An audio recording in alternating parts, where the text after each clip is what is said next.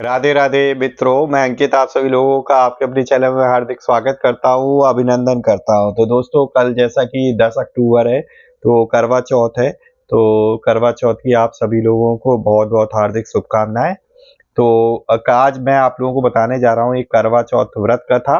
ये मैं आपको कहाँ से सुना रहा हूँ, ये एक पुस्तक आती है करवा चौथ की, इसी बुक के माध्यम से करवा चौथ की कथा पढ़ी जाती है, या फिर कैलेंडर आता है, उस कैलेंडर में भी कथा पढ़ते हैं, तो कथा लिखी होती है उससे भी पढ़ी जाती है। तो इसी में एक कथा वर्णित है, सोचा आप लोगों के साथ शेयर करूं। इसमें जो है इस द्रौपदी और श्री कृष्ण जी के बीच में संवाद हो रहा है, और द्रौपदी जो है श्री कृष्ण से पूछती हैं कि मुझे एक ऐसा व्रत बताइए जिससे जो है हमारे पति दीर्घायु और महाभारत के युद्ध में उनको विजय की प्राप्ति हो। कुछ इस टाइप का ही वर्णन है। ठीक है, तो चलिए बिना देर करते हुए हम लोग मैं आपको ये कथा सुनाता हूँ। आप लोग भी मन लगा के ध्यान लगा के पूरी सुनिएगा, तभी आपको जो है समझ में आएगा। ठीक है दोस्तों, तो ये चीज है इसमें वर्णित थी। तो मैंने सोचा आप लोगों को बता देता हूँ इसमें कौन सी कथा है। ठीक है, और ये सभी लोग पढ़ते हैं इस तरीके की बुक लेके। और तो चलिए आप लोग को ध्यान करता हूँ, एक बार प्रेम से बोलिए जय श्री गणेशाय नमः। जय करवा माता की जय हो। ओम नमो भगवते वासुदेवाय। जय श्री राधे कृष्ण। तो यहाँ पे देखिए दोस्तों, तो ये पुस्तक है दोस्तों, और ये करवा चौथ व्रत कथा लिखी है दोस्तों। इसमें करक चतुर्थी और करवा चौथ व्रत कथा, यहाँ पे करवा चौथ को करक चतुर्थी भी बोलते हैं। तो ध्यान से सुनिए। मानधाता कहने लगे कि जिस समय अर्जुन इंद्र नीलगिरी तप के लिए चले गए तो उनके पीछे द्रौपदी खिन्न मन होकर चिंता करने लगी कि अर्जुन ने बड़े कठिन कर्म का प्रारंभ कर दिया है, किंतु विघ्न डालने वाले शत्रु अनेक है। इस प्रकार चिंता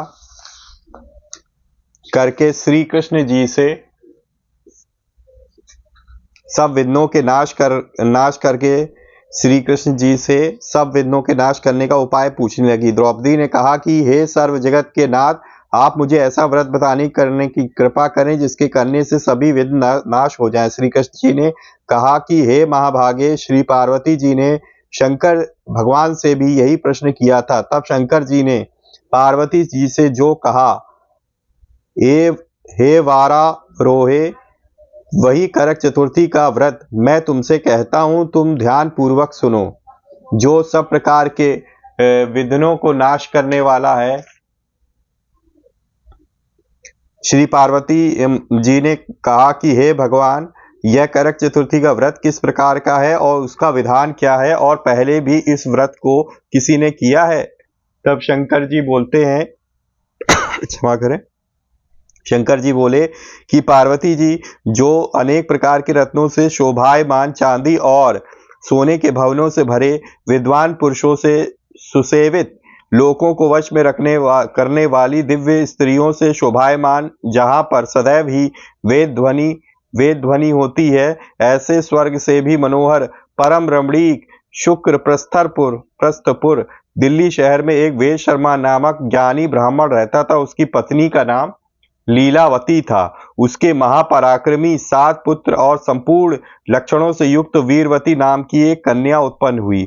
उसकी आंखें नीलकमल के समान और मुख चंद्रमा के समान था। उसके विवाह के योग्य समय आ जाने पर वेद शर्मा ने एक वेद शास्त्र के ज्ञाता विद्वान ब्राह्मण को विवाह विधि से प्रदान कर दिया। इसके पश्चात वेदवती ने अपने भाइयों की स्त्री भौजाइयों समेत गौरी का व्रत किया। फिर कार्तिक कृष्ण चतुर्थी के दिन व्रतोपास कर सायंकाल में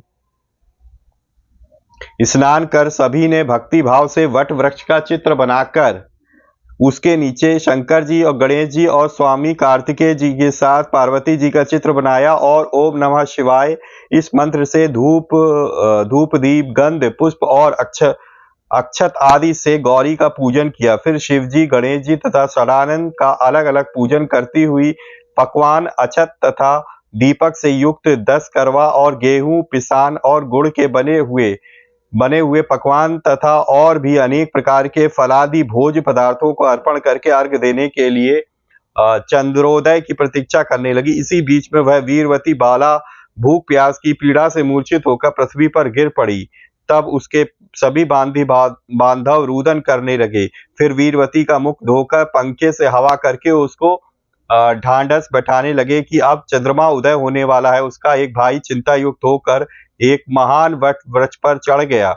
बहन के प्रेम से दुखी उसके भाई ने जलती हुई लोहारी लेकर चंद्रमा के उदय होने का बहाना कर दिखाया। उसने चंद्रमा का उदय जानकर दुख का त्याग करके विधि विधान से अर्घ देकर भोजन कर लिया। इस प्रकार व्रत के दूषित हो जाने के कारण उसका पति मर गया। तब वीरवती ने अपने पति को मरा हुआ देखकर पुनः शिव जी का पूजन कर 1 वर्ष तक निराहार व्रत किया।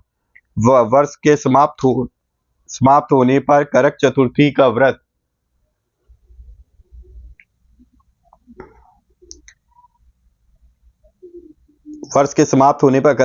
व्रत उसकी भौजाइयों ने किया। वीरवती ने भी पूर्वोक्त विधान से व्रत किया। तब उसी दिन देव कन्याओं के साथ इंद्राणी वहां करक चतुर्थी का व्रत करने के लिए स्वर्ग लोक से आई और वह वीरवती के पास चली गई। तब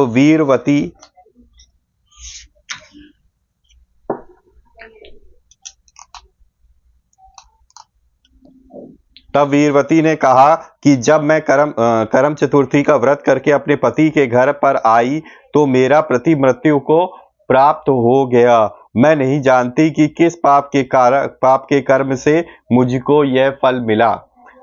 हे महेश्वरी, हमारे भाग्य से आप यहाँ आ गई हैं, सो मेरे पति को जीवित करके मुझ पर कृपा कीजिए।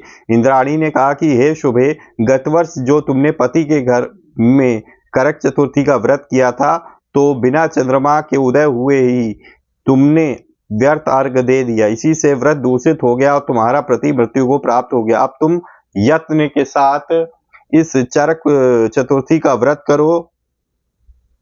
तत्पश्चात इस व्रत के प्रभाव से मैं तुम्हारे पति को जीवित कर दूंगी। श्री कृष्ण कहने लगे कि हे द्रौपदी, इंद्राणी के वचन को सुनकर वीरवती ने विधान पूर्वक इस व्रत को किया। इस प्रकार उसके करक चतुर्थी का व्रत करने से इंद्राणी ने प्रसन्न होकर जल के द्वारा अभिसिंचित कर उसके पति को जीवित कर दिया। वह देवता के समान हो गया। इसके पश्चात वीरवती अपने पति के साथ घर आकर आनंद करने लगी। वीरवती के व्रत के प्रभाव से उसका पति धन धान्य पुत्र तथा आयु को प्राप्त हुआ। इसलिए तुम भी इस व्रत को यत्न पूर्वक करो। सूत जी कहने लगे कि हे ऋषियों, इस प्रकार श्री कृष्ण जी के वचनों को सुनकर द्रौपदी जी ने इस करवा चौथ के व्रत को किया, जिसके प्रभाव से संग्राम में कौरवों को जीतकर तुलनीय राज्य को प्राप्त किया, जिससे उनका सब दुख जाता रहा।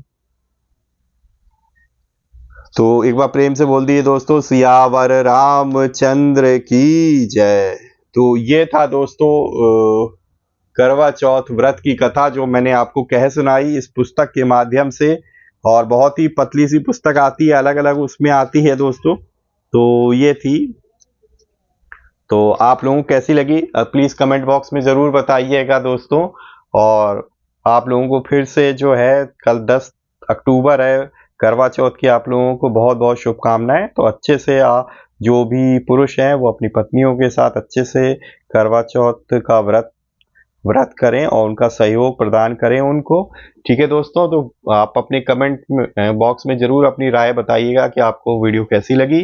वीडियो अच्छी लगी हो तो प्लीज़ वीडियो को लाइक करना ना भूलें और ज़्यादा से ज़्यादा अपने परिजनों मित्रों के साथ शेयर करें, ताकि वो भी इस करवा चौथ व्रत में जो है श्री कृष्ण और द्रौपदी के बीच के संवाद को जान सके। पहली बार चैनल पे आए तो चैनल को सब्सक्राइब कर लीजिए और बेल आइकन को प्रेस कर लीजिए, ताकि लेटेस्ट से लेटेस्ट वीडियो की इन्फॉर्मेशन आपको तुरंत ही मिल सके। तो इसी तरीके से भगवान की भक्ति करते रहिए, अपने परिवारजनों मित्रों के साथ खुशी खुशी प्रेम पूर्वक जीवन व्यतीत करिए। और हाँ, किसी न किसी एक पर्सन की हेल्प करने की जरूर कोशिश करिए दोस्तों। पूरी वीडियो को देखने के लिए बहुत बहुत धन्यवाद। मिलेंगे इसी तरह किसी और वीडियो में, तब तक के लिए जय श्री राम, राधे राधे मित्रों, शुभ रात्रि।